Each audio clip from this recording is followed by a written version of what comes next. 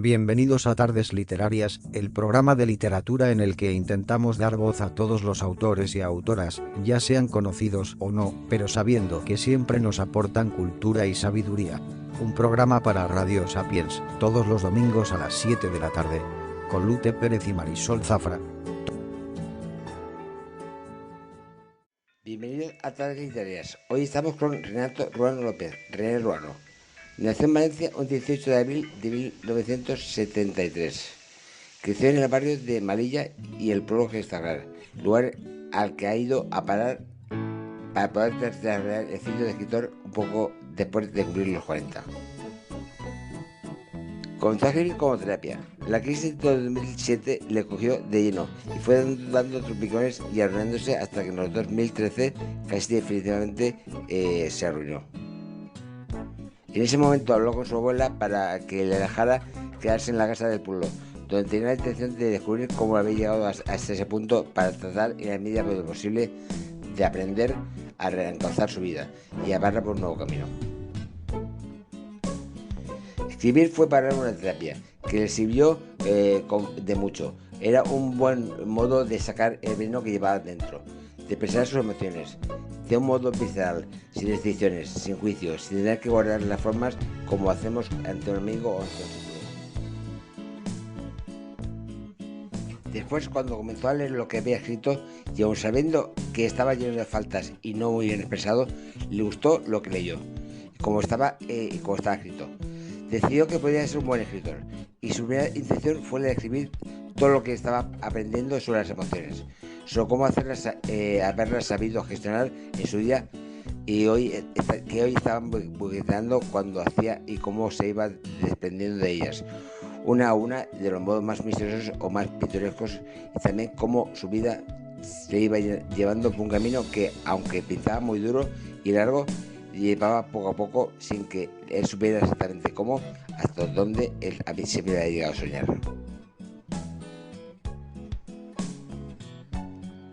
En ese momento se planteó dos cuestiones: escribir un libro contando sus vivencias hasta ese momento y triunfaba, ¿qué escribiría después? Y la segunda fue, aún no comprendía todo cuando le estaba ocurriendo. Sabía muchas cosas, había puesto en práctica muchas de ellas, con resultados excelentes, pero sabía que solo había rascado la superficie. Le quedaba mucho por aprender, y corría el riesgo de tener que reescribir el libro muchas veces, o ir identificando cosas. No había comprendido muy bien. Por ese motivo decidió crear un mundo de fantasía en el que pudiera no solo divertirse y disfrutar creándolo, también escribiéndolo y todo el tiempo que quisiera y cuantas veces quisiera. René empezó en este mundo como un escritor a la vieja usanza, con bolígrafo y libreta, y fue por varios motivos. Primero, porque era el modo en el que había comenzado a escribir como terapia y le resultaba muy natural transmitir lo que su mente imaginaba a papel. Segundo, porque tenía un viejo ordenador portátil que aún conserva, pero no sabía escribir a máquina. Por tanto, ir buscando las letras le resultaba muy complicado. Y el tercero, porque no tenía dinero. Comenzó esta aventura con un paro de un año de 250 euros al mes, y eso no le daba para mucho. Necesitaba un medio que siempre estuviera a su alcance, y pasara lo que pasara. Y a día de hoy siempre tiene una libreta cerca y una junto a la mesita de noche, para poder ir escribiendo las ideas que le van pidiendo. Si antes de 40 años no era escritor, ¿qué era? A los 14 años su madre lo sacó de la escuela para que le ayudaran en el bar que tenía en su barrio. A los 16 entró en una empresa de recambios de coches y después en un taller de mecánico. Le gustaba y se daba bien, pero se ganaba muy poco dinero y él quería salir de donde estaba. En aquella época vivía en un altillo del bar. Medía unos 12 metros cuadrados y allí mismo dormían su madre y él. No tenían ni ducha ni lavadora, por lo que se echaban en una palancana y se lavaban a mano todos los días la ropa. En aquella época él no sabía nada de la vida, ni del dinero, de la economía, nada. Él solo trabajaba y le daba todo el dinero que ganaba a su madre. Mucho o poco, no tuvo control sobre él hasta los 22 años, cuando por fin se pudo emancipar. Después del taller entró en la construcción, montando andamios para fachadas. Mucho miedo, pero ya se acercaba a las 100.000 pesetas de aquella época, cifra que consiguió alcanzar antes de irse al servicio militar. Al regresar y tras dar varios bandazos por aquí y por allá, comenzó a trabajar haciendo huecos para ascensores en fincas antiguas. Apenas tenía 20 años, pronto comenzó a trabajar por su cuenta y así continuó hasta su edad. De los ascensores pasó a la instalación de ventanas de madera y PVC. Después montó una carnicería con la que se dilapidó sus ahorros y su pequeña herencia. Como antes he mencionado, en 2013 dio con sus huesos a parar a Jezagala, donde encontró el lugar perfecto y la persona perfecta, con la que reencontrarse con sus raíces y volver a una senda en la que sonreír no supusiera un esfuerzo constante.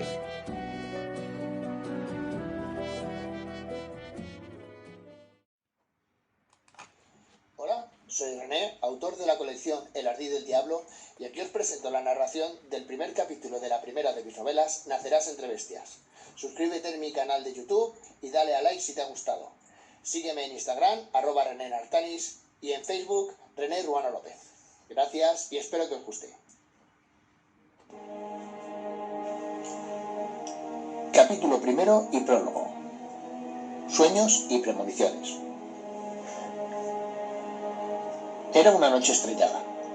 Apenas unas pocas nubes cruzaban el cielo empujadas por una brisa húmeda que empapaba la tierra con su rocío.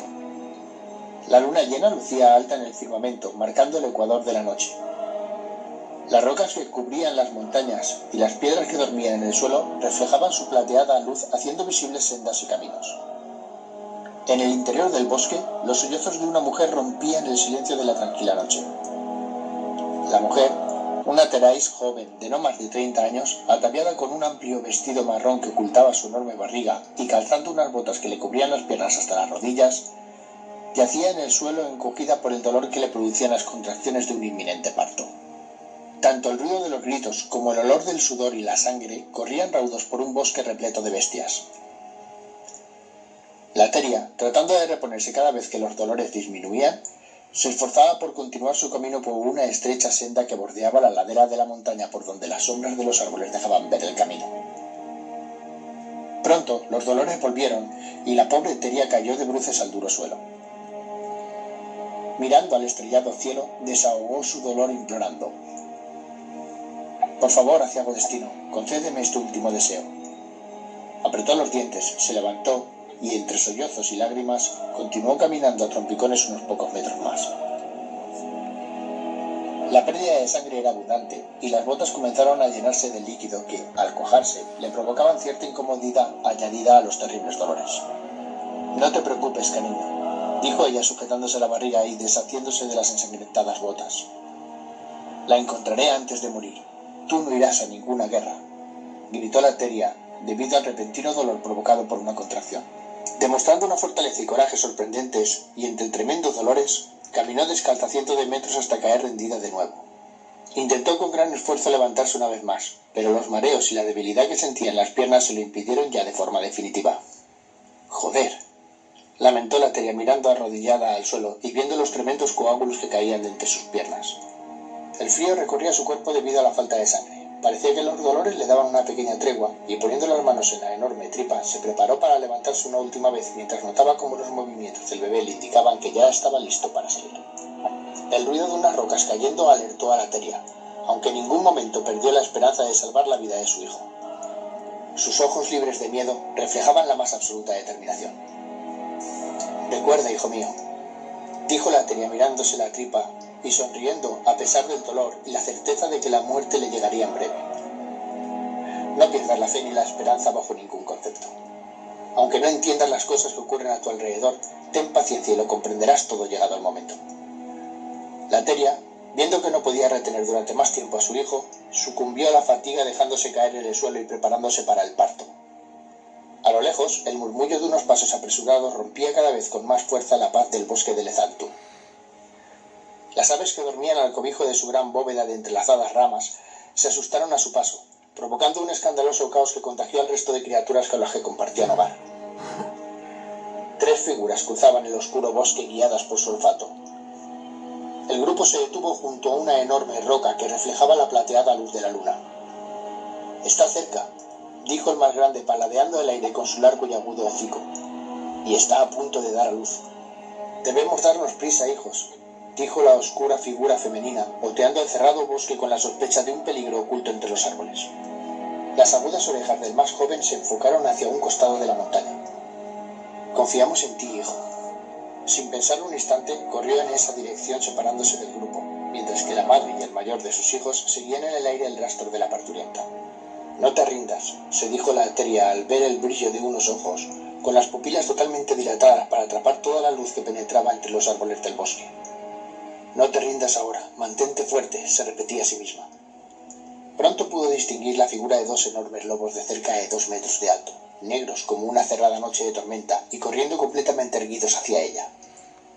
La loba portaba una mochila de piel blanca y él una de piel gris, casi azul, de la que asomaba el mango de una enorme hacha y las empuñaduras de 2 dagas.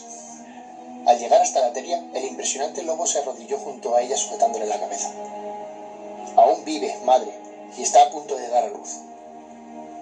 Y mirando a la valente Teria le dijo: «Ya no estás sola, no has de tener miedo». «No tengo miedo ni dolor, y el deseo de mi hijo se ha cumplido». Llegados a este punto, la parturienta Teria ya no sentía punzadas, ni apenas tenía sensibilidad en las extremidades. A punto de perder el conocimiento por el tremendo derrame que le estaba provocando la criatura en su interior, agarró la mano de la negra loba y le preguntó: «Eres Tulán, ¿verdad?». «Sí», respondió la loba, «no te preocupes por nada, ahora solo respira», le dijo mientras su hijo, en silencio y con un gesto de tristeza, llamaba la atención hacia el enorme charco de sangre que emanaba de entre las piernas de la mujer. «Esto no es bueno», dijo el joven. «No te preocupes, estoy preparada para este día desde que supe que mi hijo no sería un Terais», le dijo al joven lobo, y mirando a la negra loba preguntó: «¿Es tu hijo?». «Sí, cariño», le contestó mientras limpiaba el sudor de su frente con una compresa de tela mojada. «Se llama Bultar y es el mayor de mis hijos». «Tulán», dijo la Teria agonizando, «mi hijo es un Neji. No quiero que vaya a la guerra. Él quiere ser un gran sabio como tú y tu especie. Te harás cargo de él, ¿verdad?». La loba, no dando crédito a lo que la mujer contaba, preguntó intrigada: «¿Cómo has podido saberlo? Eso no se conoce hasta el momento del parto, y tú estás a más de 20 jornadas del pueblo Terais más cercano». «Él me lo dijo, en un sueño. Él me dijo tu nombre, y me pidió que te buscara. Seguí el curso del Codaril como me dijo, pero no sé cómo aparecí en este bosque», narró la Teria mientras trataba de mantener la conciencia. «Sácalo con cuidado, por favor». «Tendré cuidado», dijo Tulán. «Nos haremos cargo de tu hijo», afirmó haciendo un esfuerzo por no llorar, y manteniendo la calma, miró a su hijo haciendo un gesto afirmativo. Después miró a la Teria, y limpiándole de nuevo el frío sudor de su frente, le dijo: «Yo también soñé contigo, y por eso he venido a tu encuentro esta noche».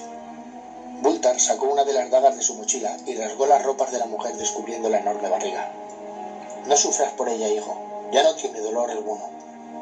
Tan solo le quedan fuerzas para ver a su pequeño», le dijo con la intención de infundirle el coraje y el valor necesarios.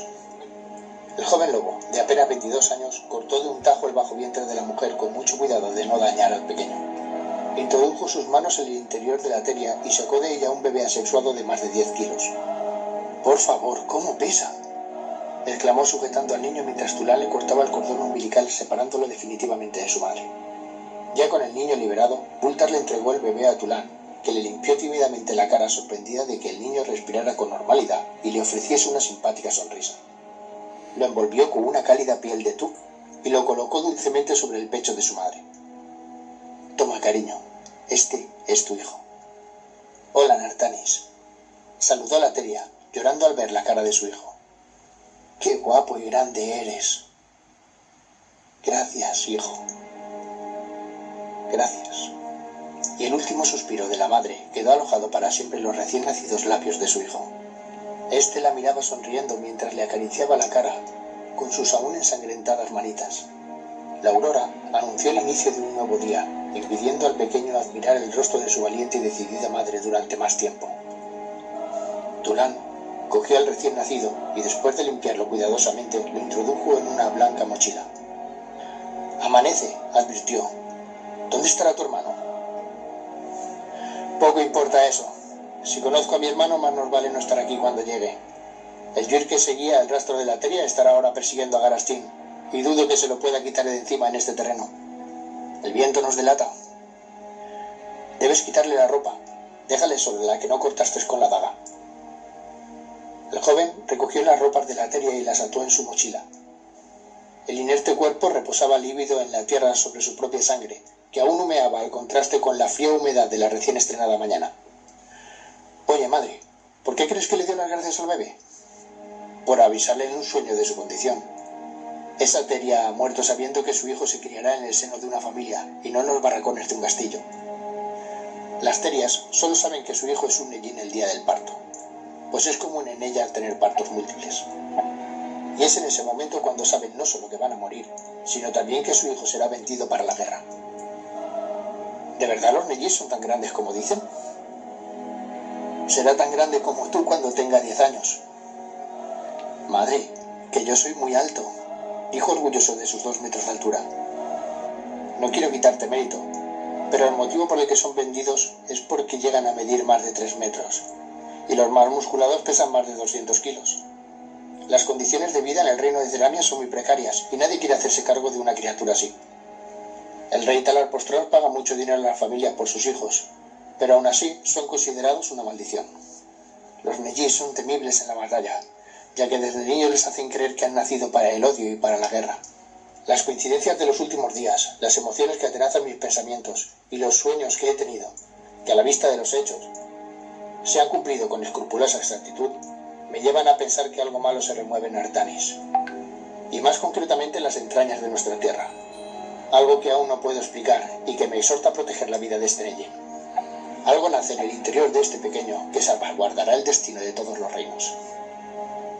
El joven lobo le pidió con un gesto que guardara silencio al oír el crujido de unos árboles en lo alto de la montaña. Cargándose de nuevo la mochila en la espalda, alentó a su madre para que se diera prisa. «Madre, me encanta escucharte, pero creo que debemos partir ya». «Voy, hijo, voy», contestó Tulán mientras emprendía la marcha. «Será mal nacido», increpó Gultar dirigiendo su mirada hacia la cima de la montaña. «Ese Yuir es gigantesco, y como era de esperar no se lo ha podido quitar de encima. Ya te dije que no debíamos estar aquí cuando el más insensato de tus hijos llegara». El joven empujó a su madre para que corriera, y ambos empezaron a alejarse del cuerpo sin vida de la Teria en dirección a su aldea.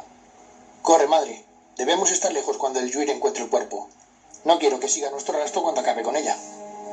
Mientras, en la cima de la montaña aparecía la figura de un joven lobo gris y blanco de 14 años, corriendo montaña abajo con un enorme Yuir pisándole los talones. «¡Corre, Garas, corre!», se gritaba a sí mismo el joven mientras descendía por la ladera de la montaña hacia donde se encontraba el cuerpo de la Teria.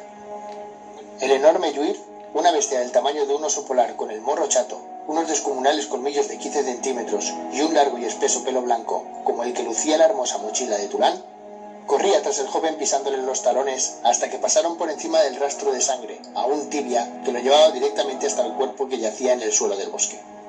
Garastín, no obstante, siguió corriendo en dirección a su hermano y su madre, mientras que la bestia daba con el cuerpo de la Teria y se olvidaba por completo del molesto lobo que había retrasado su cena de medianoche.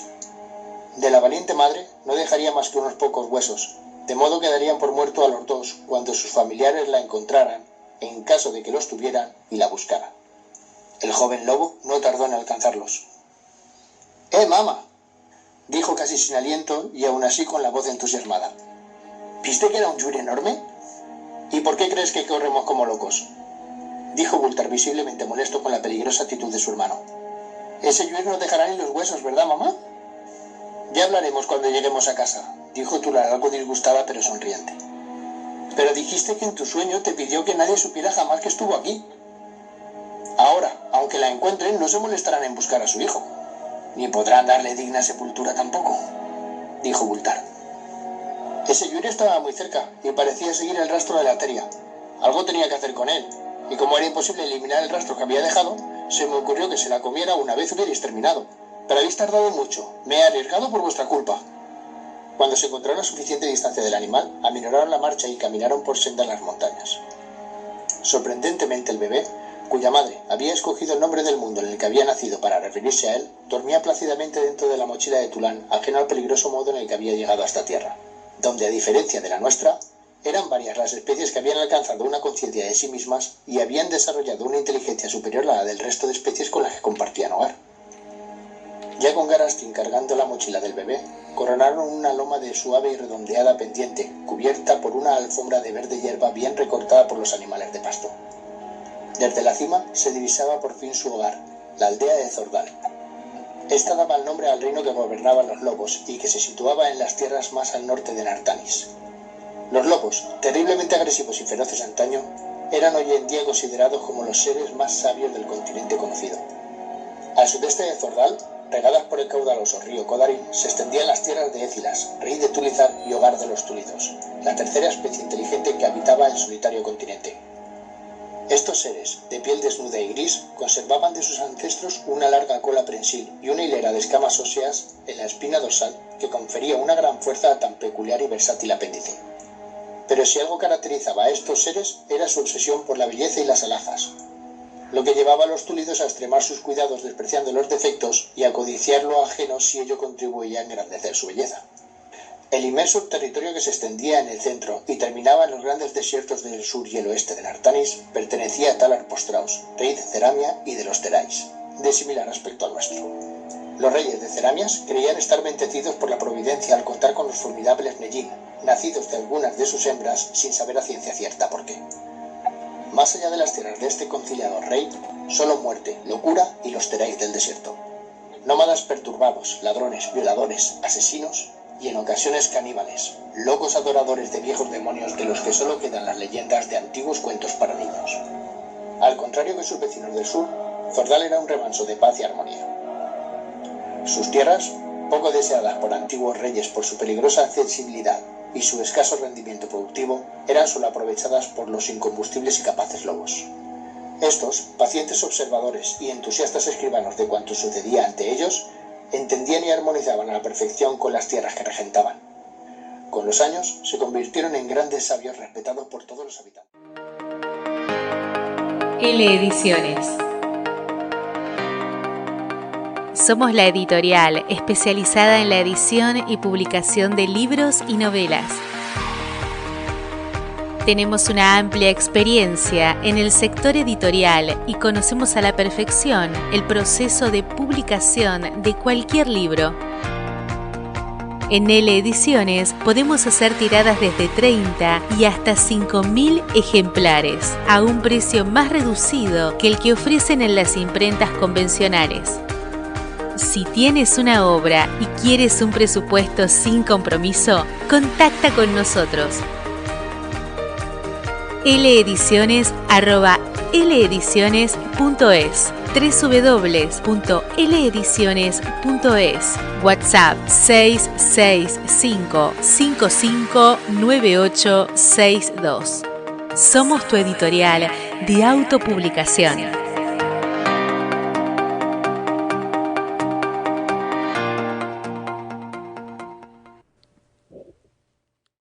Literarias, un mar de literatura condensado en nuestro propio punto de vista. Para coger este libro y leerlo de forma relajada en el atardecer con el sol poniéndose. Tardes literarias. Esto es lo que representa este volumen, que no es nada más ni nada menos que la fusión de los más variopintos estilos literarios. Todo en términos absolutos puede convertirse en literatura, y prueba de ello es lo que os presentamos a continuación. Aquí vais a encontrar páginas llenas de imaginación y de esperanza, de dos autores recién estrenados en esto de escribir juntos, aunque siempre juntos en la radio y otras antologías solidarias con otros autores y autoras ya avezados en este mundo de las letras.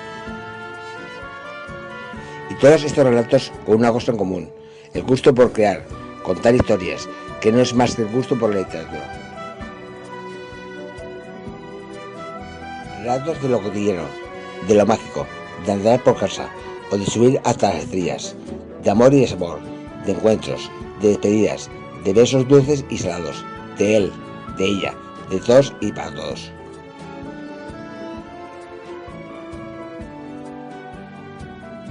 Tardes Literarias es todo eso, una antología en la que los dos autores hemos invertido en cariño por las letras, en ganas de transmitir y en deseos de compartir. Tardes Literarias es como Mediterráneo, cálido, suave y con encanto. Es un libro para sumergirse en él, dejarse llevar en los atardeceres plácidos. En definitiva, un libro para disfrutar leyendo. Es el libro que acabamos de publicar como homenaje a nuestro programa de radio. Y os queremos hacer ver que no solo hacemos programas dedicados a escritores, sino que nosotros mismos también lo somos.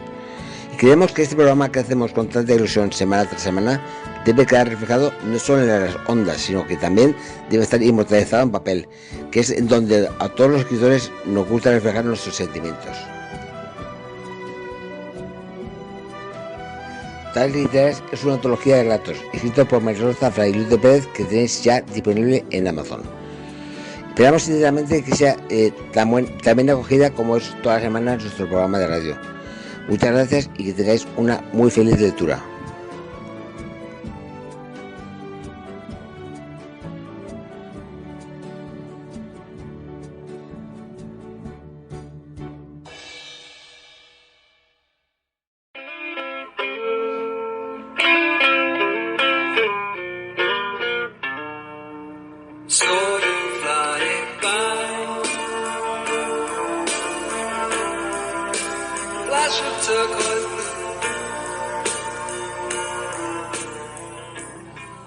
Aquí ya comenzó la sección Cine y Literatura con Marisol Zafra.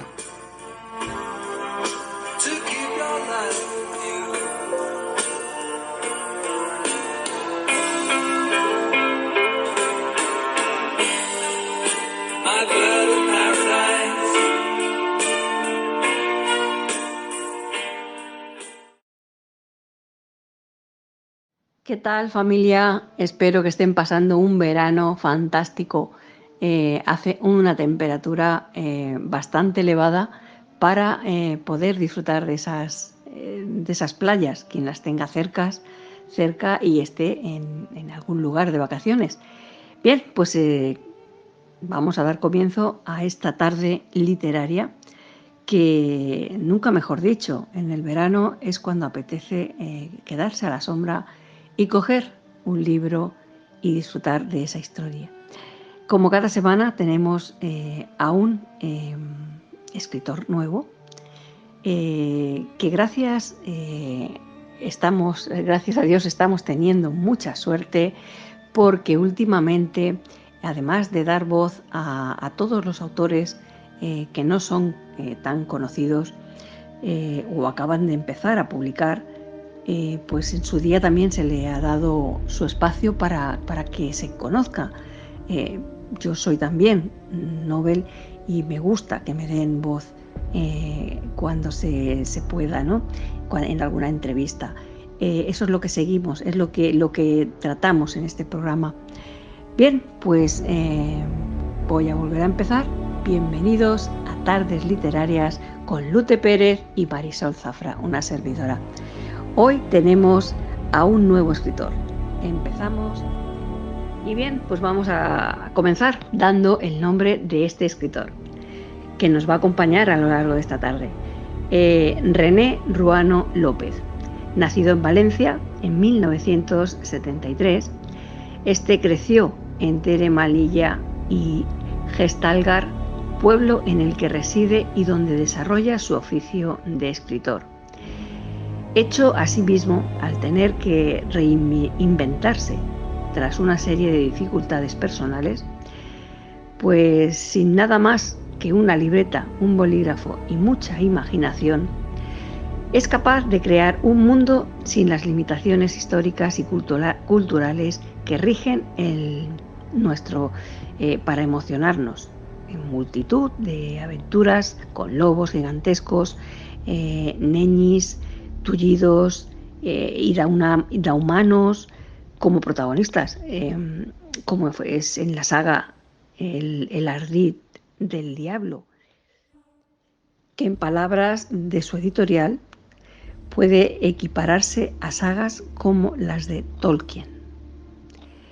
Bien, pues con esta pincelada estamos deseando de saludar a este escritor tan interesante. Bienvenido, René Ruano López.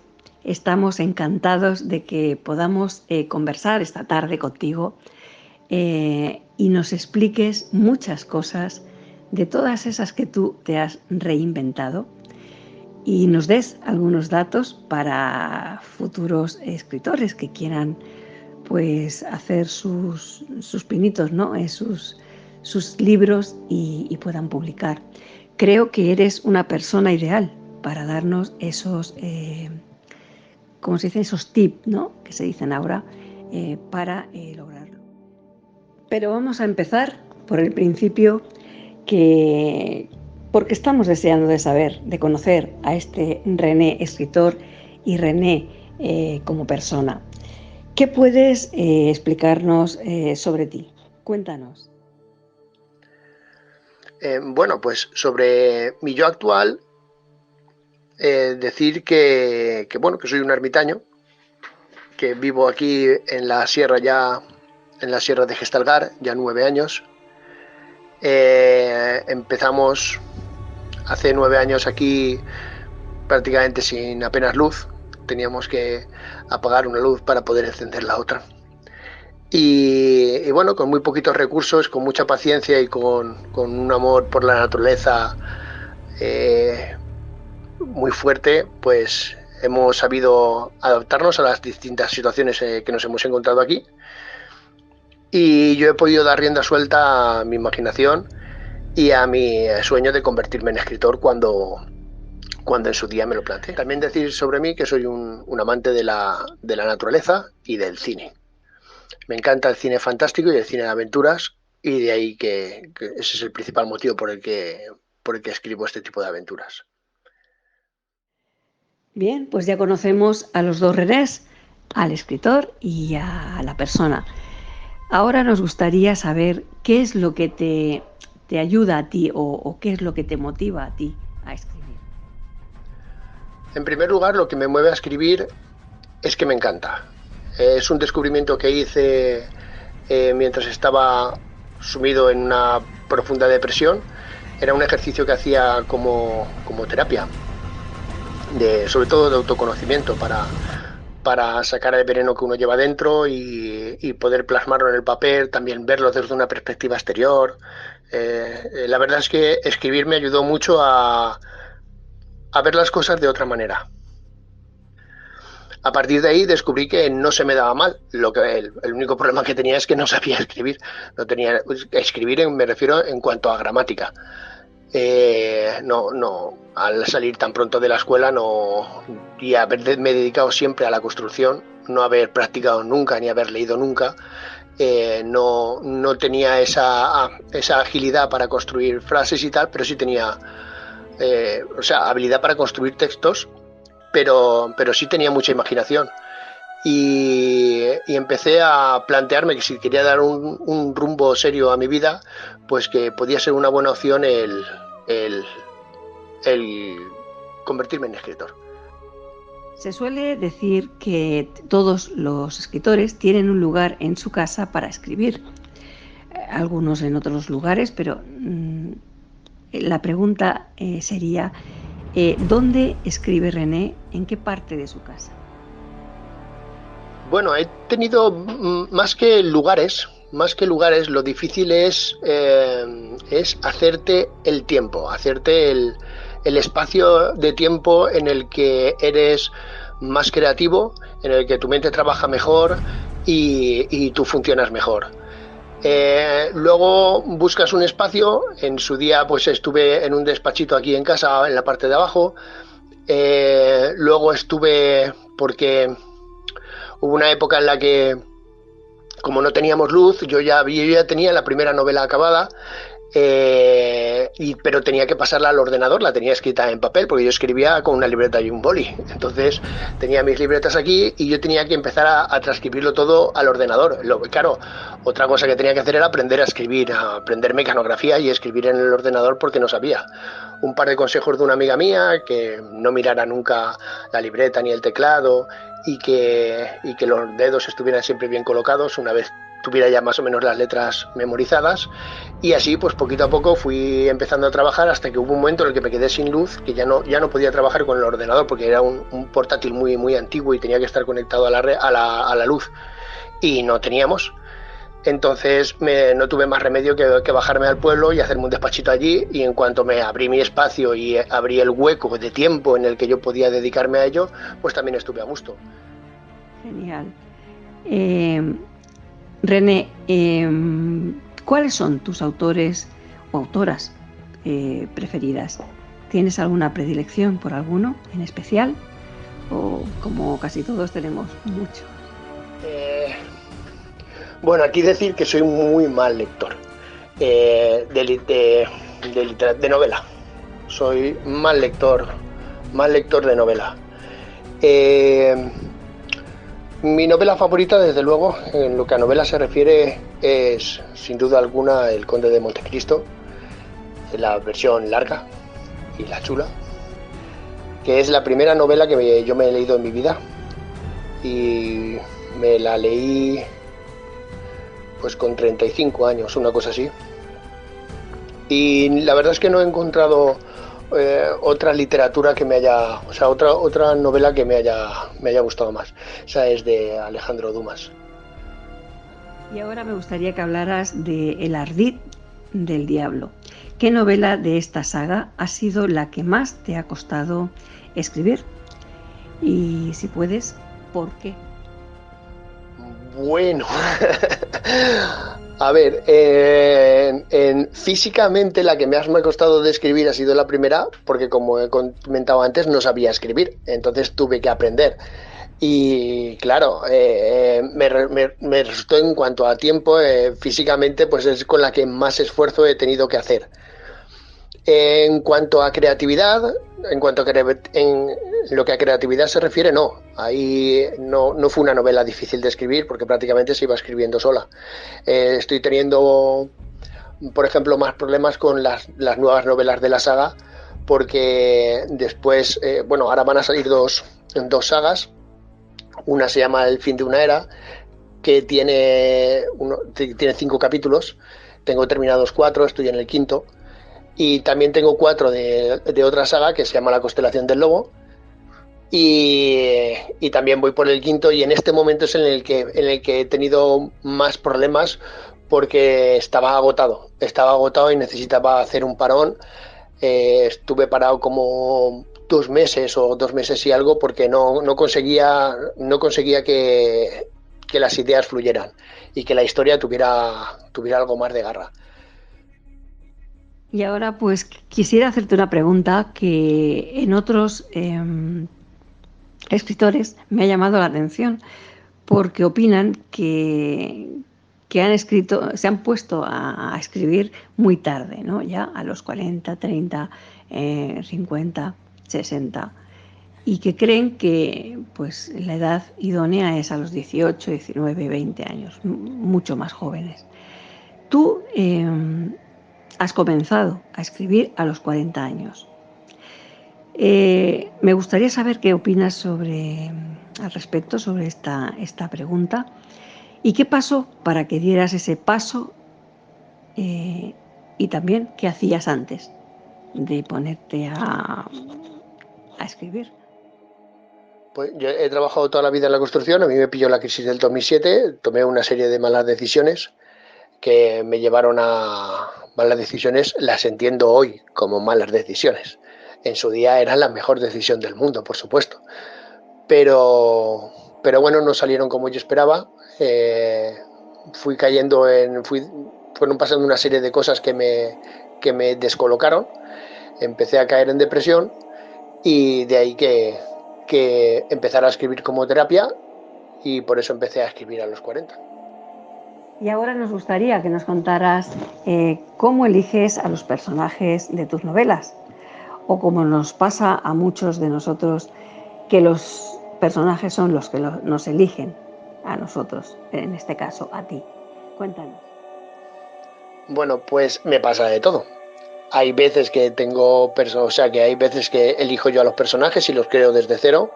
Creo su personalidad, les creo una historia, les creo una aventura.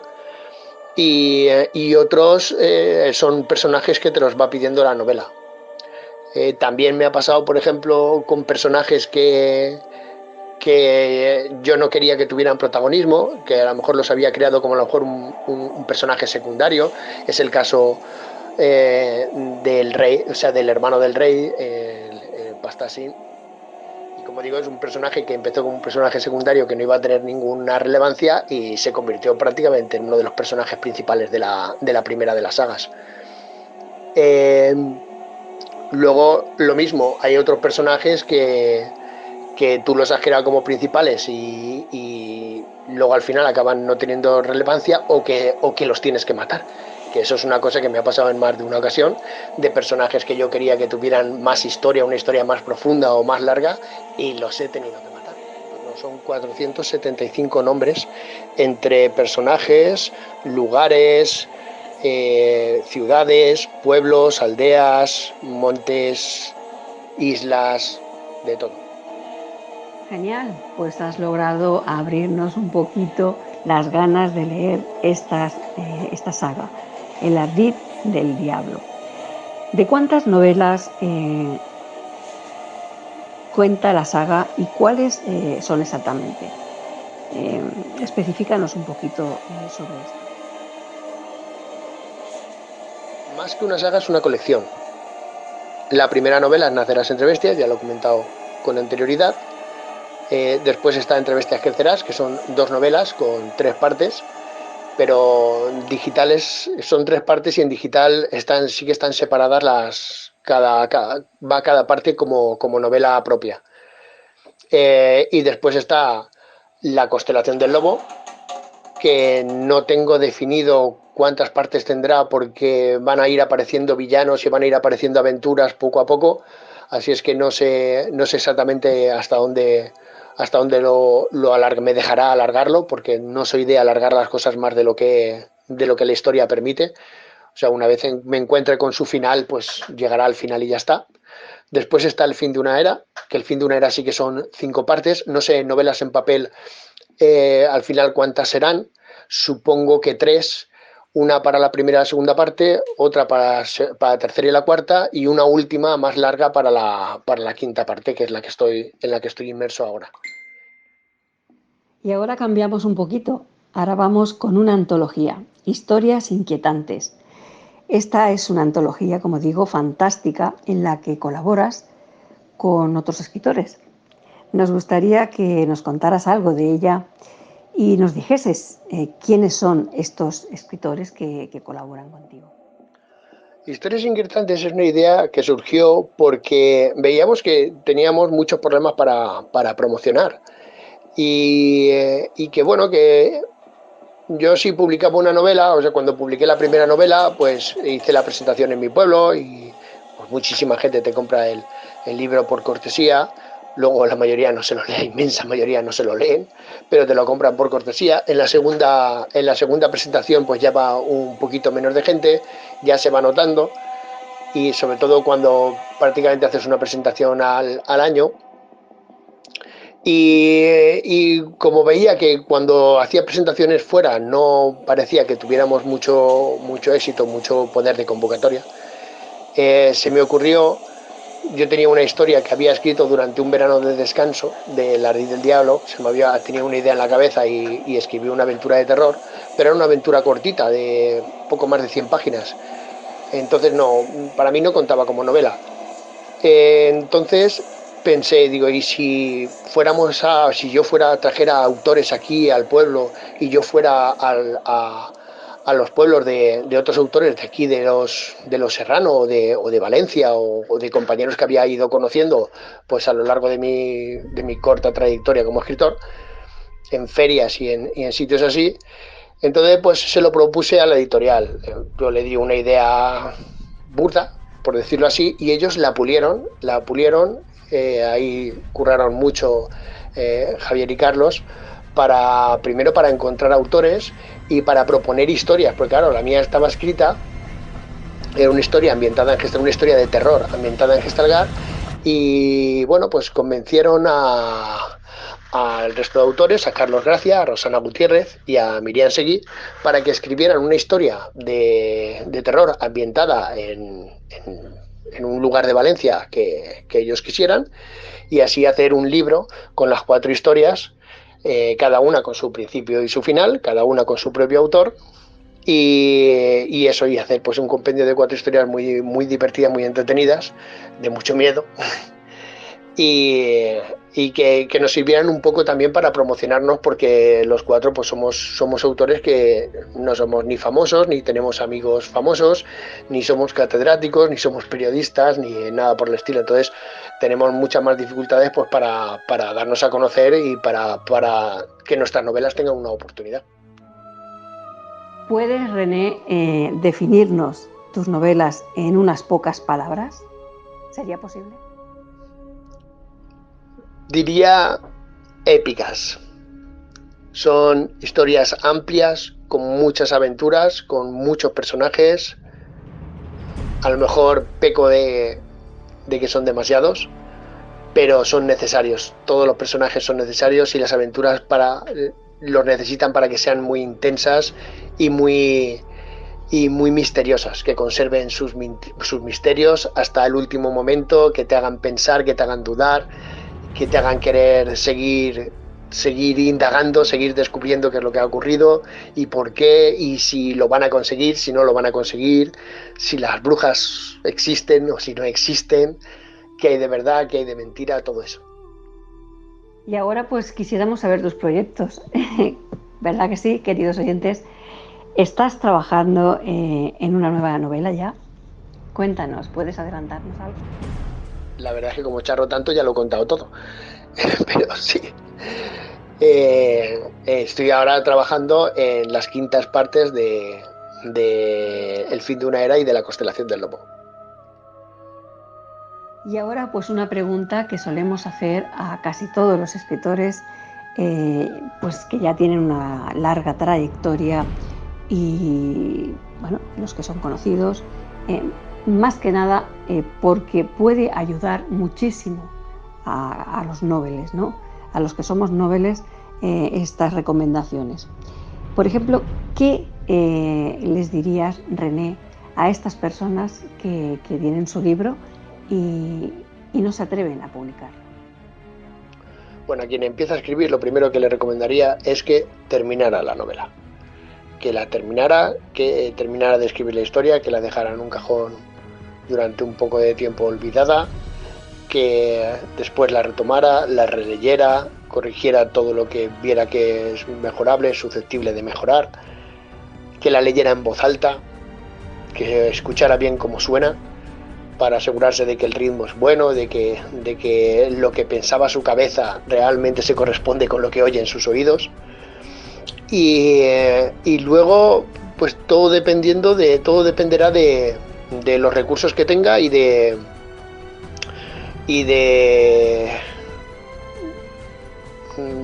control que quiera también tener sobre su novela. Si no tiene muchos recursos y no le importa delegar el control, lo normal sería pues entregar la novela a todas las editoriales que pudiera hasta que encontrara una que se lo publicara. Si quiere tener control sobre su novela, pues ya tienes que buscar una editorial que te lo corrija, que te lo maquete, que te lo autopublique o que te ayude con la autopublicación. Y ahora retrocedamos en el tiempo y situémonos en la pandemia. Esta pandemia del COVID-19, apenas hace 3 años que la hemos pasado, este confinamiento que nos ha tenido encerrados pues 3 meses o algo así. Y ha habido escritores que han podido inspirarse y escribir sobre este tema, que para mí, personalmente, es importante que haya un libro de esta historia, porque ha sido mundial. Aquí en España desde 1918, cuando azotaba la peor gripe por la que pasó España, que mató a muchísimas personas, pues es comparable también con esto que está pasando. Creo que debería haber un libro que quedara, que esto no se pasara, no se enterrara y se olvidara.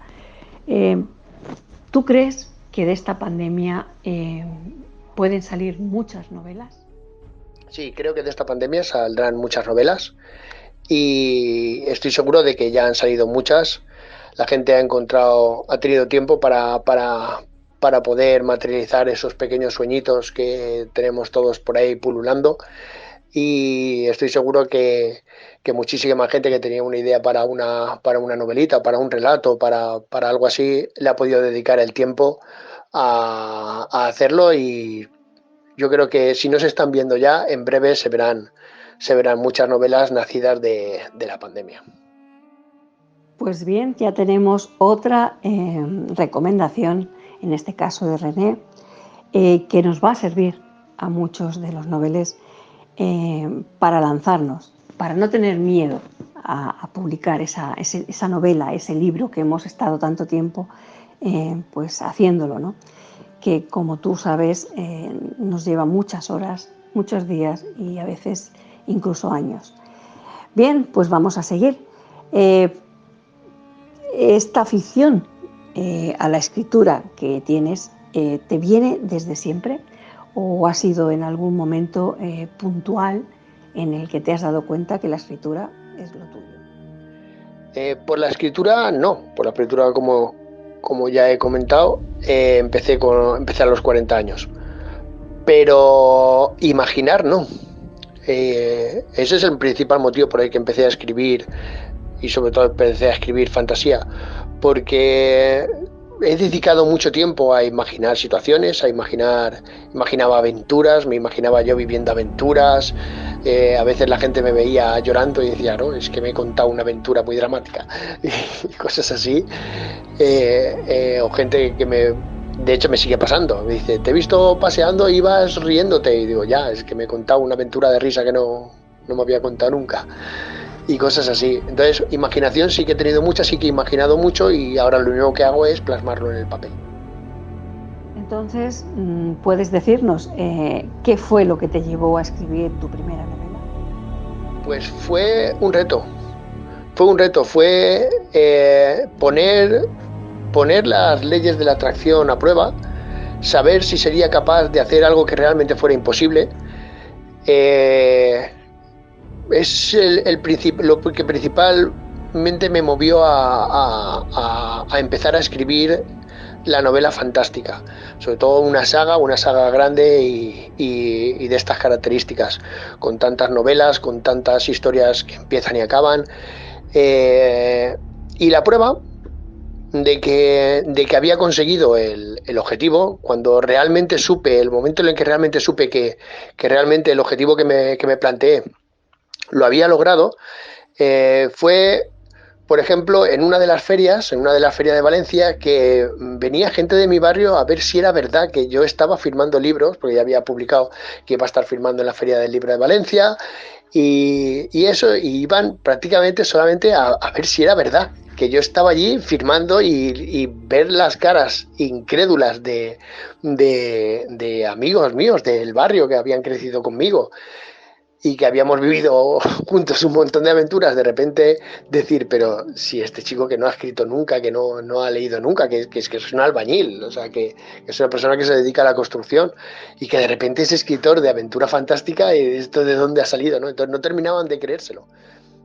René, ¿has pensado salir de ese mundo en el que te metiste al escribir la saga y escribir algo totalmente distinto? Porque es muy diferente a lo que escribías.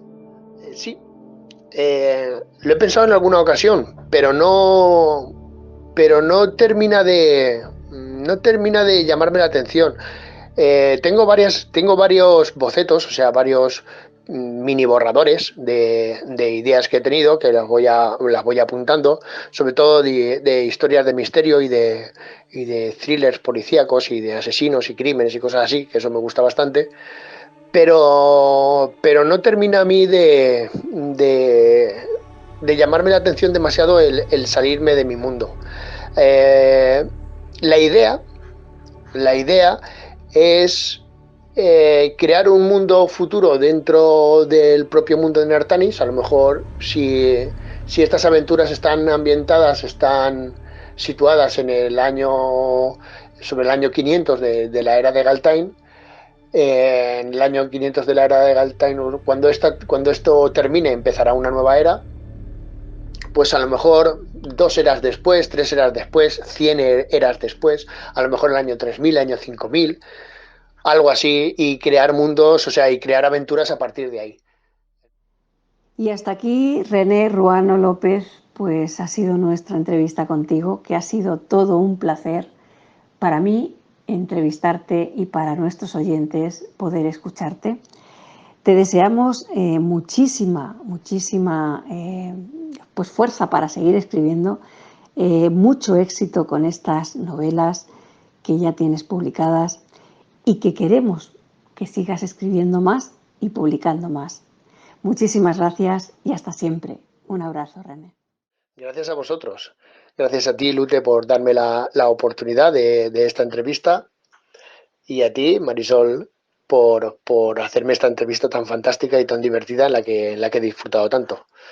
Muchas gracias a vosotros y podéis contar conmigo para lo que queráis.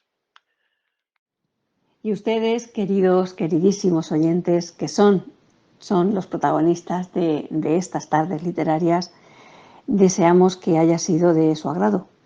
Así que nos escuchamos la semana que viene. No me fallen. Un abrazo enorme.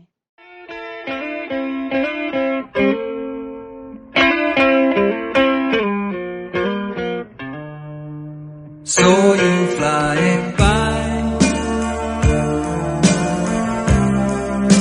flash of turquoise blue,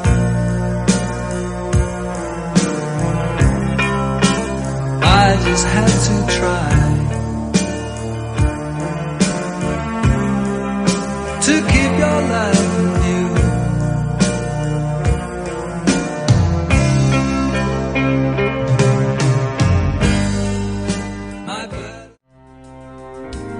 Estás escuchando Radio Sapiens.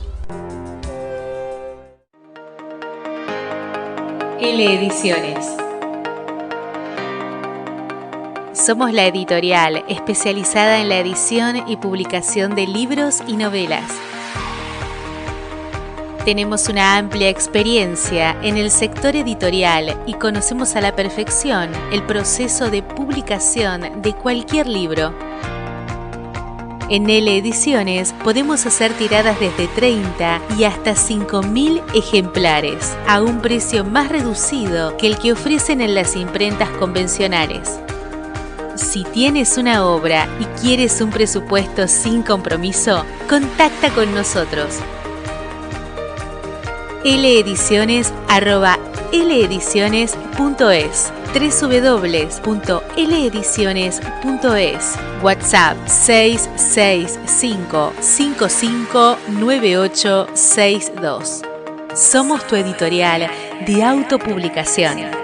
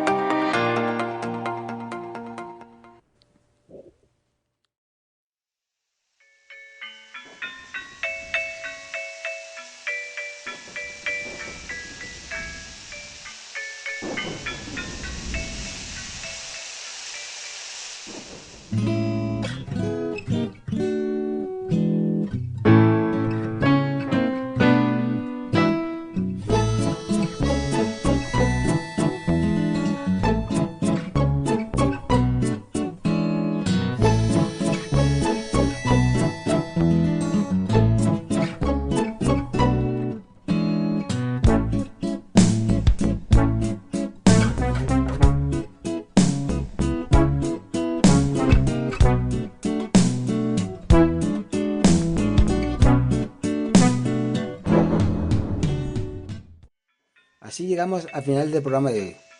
Hemos llegado al final y quiero agradecer infinitamente a Dani Miralles que compusiera este precioso tema para mi programa Tardes Literarias. Es siempre un placer poder contar con él. Nos despedimos de todos nuestros oyentes hasta la semana que viene, que volveremos con un nuevo autor o autora e intentaremos hacerles llegar a todos el poder de la lectura. Hasta la semana que viene.